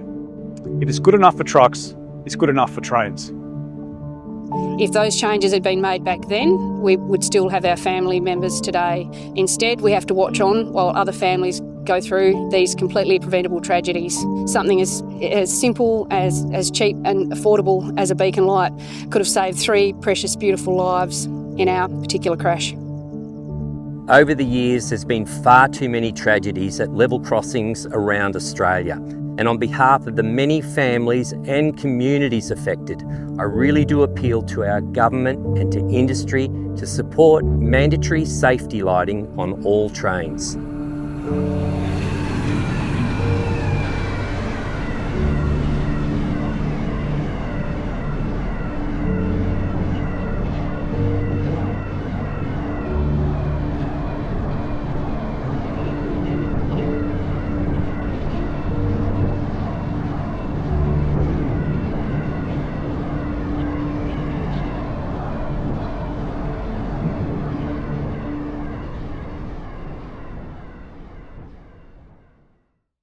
Authorised by large... This is the Country Telegraph, almost it for the day. Thank you so much for your company. Sorry about that little gap. The NBN working magnificently. Not, anyway. Here I am sitting here thinking, I feel lonely, and I was. I had no one. But we were connected to the globe and very happy indeed. Okay, today there's a rally. First of all, the Brumbies, and I'll talk about the rally in a second. The Brumbies, we need to give back the control to of management of the Kosciuszko National Park. Give it back to the locals. The mental anguish at the moment, the angst that is amongst the community in all the towns in the area from Cooma and all those towns, Tumut and stuff, they're very, very upset. They are upset because they are seeing what's happening to these absolutely magnificent animals, and the propaganda that is flowing from various orgs is just mind-blowing. And the money they must have to propagandise this inhumane treatment of Australians, well, we need to look into that. And perhaps a royal commission into the whole kit and caboodle would be what is required, because it is a disgrace. I said that I'd take up the fight to protect our Brumbies against the cull going on right now. And here I am in Canberra, and I will be taking up the fight. This is a fight to protect our way of life. And whilst it is about the Brumbies, it's about far more. It's about making sure local communities have control of their mountains and their local area again. When the local community was in control, it worked. When they lost control, it got out of hand. We need to stop the Brumby Cull and get the locals back in control. Yes, thank you very much. Appreciate your popping in just to say hello to us. Behind me we have the Brumbies. They are truly magnificent creatures, and the more you find out about them, the more your jaw drops, wondering what the hell is happening to Australians to allow this to happen. And sure, the propaganda from government and other NGOs is pretty severe, but you can't beat the facts. You can destroy those lies with just looking at the facts. And as one person said, this is all bullshit, and it is absolute crap what's happening to these magnificent creatures and to our way of life, as Angus mentioned. Now, there's a rally today at 12 o'clock outside Penny Sharp's office, I would imagine, and you should find out more about that. Just pop down there at midday, have a cuppa, maybe a little party pie or something. I don't think so. Check it for glass and make your voice known. Now, I'm going to play you a clip in a Tick 2. Now, the clip has some very, very graphic footage, but it shows you exactly what is happening and destroys the claims of the government and other orgs, destroys their claims that this is a humane culling. There's no such thing as humane and kill in the same sentence. We need to be ashamed of ourselves, but let's do something. Let's stop this now, and not just for this killing season, but for the entirety of the killing season. Give it back to the locals. Let them look after it, and stop having this ideology creeping into our way of life. We don't want it. We do not want it. And most people, when they know the facts, don't want it. Hi everyone, this is Ashley Avis. We're here in Sydney, Australia. We're going to be attending the rally in front of Penny Sharp's office to demand the cull of the brumbies be stopped. The evidence coming out of Kosciuszko National Park and the videos and the photos you are about to see, it's the worst act of animal trauma and terror and violence I have ever witnessed in my entire life. And this has to have global attention on it. We have to cast an international spotlight and to stop this horrific act of abuse against wild horses in Australia. This can never happen again. And so the world is paying attention. Penny Sharp, Jack Goff, Chris Sims, you have to stop this. This is Ashley Avis. We're here on the ground in Australia, and I wanted to share some images and videos that were taken this week during the violent Brumby Cull that is occurring right now in the Kosciuszko National Park. Be warned that these images are violent and disturbing, but it is critical to understand what is actually going on here and what the government is condoning as humane. This cull has to stop before these wild horses and their families are lost forever. This is the voice of the Honourable Emma Hurst of the New South Wales Parliament. Bodies riddled with bullet wounds and pregnant mares shot. This is the brutal reality of this Brumby shooting program. The government has repeatedly defended this program, but these images show the truth. An absolute bloodbath with terrified animals suffering horrific wounds and aborted foals. These are the images and the reality of this killing that the government never wanted the public to see. These photos should stop this program in its tracks.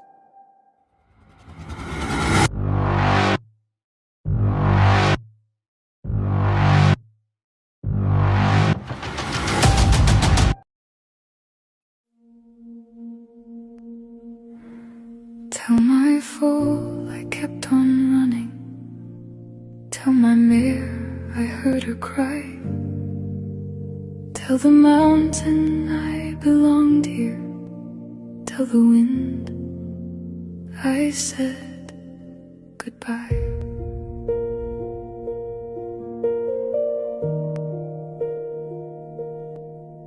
Brumby hoofprints etched for generations in the snow. I've watched the foals become the mares, the stallions old and slow. Here in the snowy mountains where my life began, across hills, ridges and open plains my fellow brumbies ran. I've led them through winter storms, drought and summer rain, but I can't outrun what follows now. Shield my family from this pain. My ancestors crossed the oceans, but I was born upon this land. These mountains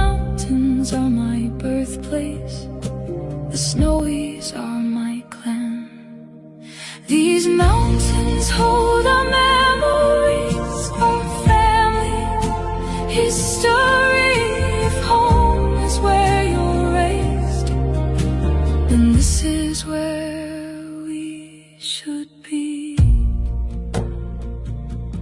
Tell my foal I kept on running. Tell my mare I heard her cry. Tell the mountain I belonged here. Tell the wind I said goodbye. Stay close beside me, little one. The thunder isn't rain. The sky itself is hunting us, and I cannot stop the pain. I gather those I love and turn to face the sound. Though every instinct tells me run, there's nowhere left for us now. These mountains hold our memories, our family history. If home is where you're raised, then this is where we should be.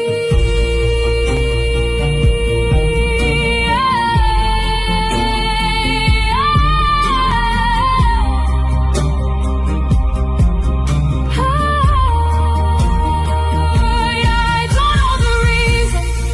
I hear the echo of final sound, deadly thunder overhead as I fall upon the ground. Thunder again and again. My heart grows quiet as bullets rain. I thought I had more seasons, more rivers left to roam, more sunrises with my Kosciuszko clan before the mountains called me home. Tell them I was born here, my grandfathers fought their wars.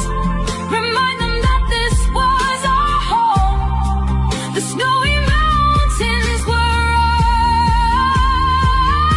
ours. Tell my foal I knew her fear. Tell my mare I heard her call. Tell my foal I tried to save them. Tell the wind how brumbies fall. Tell my foal I kept on running. Tell my mare I heard her cry. Tell the mountain I belonged here. Tell the wind I said goodbye.